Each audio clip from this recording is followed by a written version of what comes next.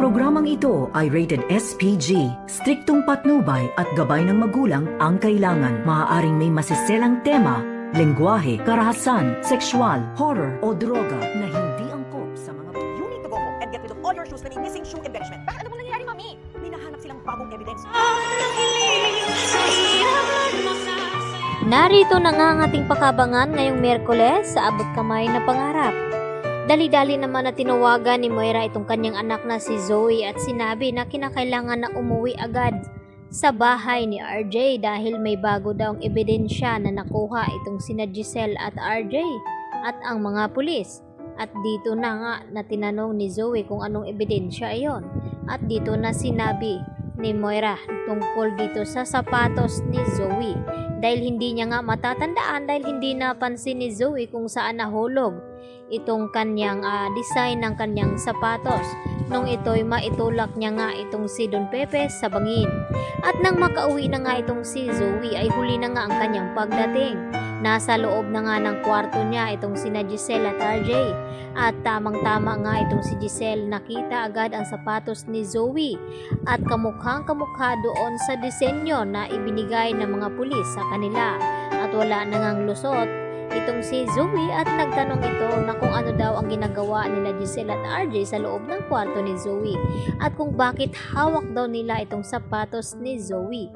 At dito naman na sinabi ni RJ sa kanyang anak na kumpirmado na nga nila itong tinutukoy ng mga pulis na ebidensya dahil kahawig nga ito dito nga sa sapatos at nawala nga ang disenyo na ito. Kaya kabado naman itong si Zoe na isinama ni RJ doon sa presinto upang panagutin at tanungin na kung bakit nagawa niya iyon sa kanyang lolo Pepe.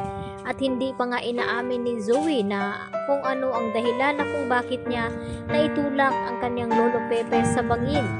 Dahil agad ngang pinadampot ni Giselle itong si Zoe at ipinakulong. At dito naman nagmamakawa itong si Zoe sa kanyang ama na si RJ na sana raw ay huwag siyang ipakulong dahil hindi naman daw niya sinasadya ang ginawa niya dito kay Don Pepe. At galit na nga itong si RJ, ganun din itong si Giselle dahil hindi na daw naawa itong si Zoe na matanda na nga itong kanilang lolo ay nagawa pa niyang binalak na paslangin ang matanda kaya walang kapatawaran ang ginawa ni Zoe at hindi pa nga nila nalaman kung ano ba talaga ang totoong dahilan na kung bakit umabot sa ganung sitwasyon na nagawang ipadukot ni Zoe ang kanyang lolo kahit si Moira naman ang may pakana ng lahat at hindi naman maisuplong ni Zoe ang ina na siya nga ang dahilan na kung bakit nakidnap itong si Lolo Pepe dahil sa nalamang sikreto nito na itong si Zoe ay hindi nga tunay na anak dito ni RJ at hindi kadugo ng mga tanyag at lalo pa itong tunay na ama nito na si Carlos Benitez dahil yun nga lang ang sinabi ni Zoe ang tungkol sa pagtulak niya kay Don Pepe sa bangin dahil binalak niyang iligtas ito sa mga kamay ng kanyang ina at dito naman na inagaw nga dito ni Zoe ang cellphone na hawak nga noon ni Don Pepe kaya yun ay nahulog sa bangin ito. Kaya magugulat naman itong si Annalyn at Lynette sa kanilang mababalitaan na nahuli na nga nila itong salarin at kumpirmado na nga na itong ang si Zoe.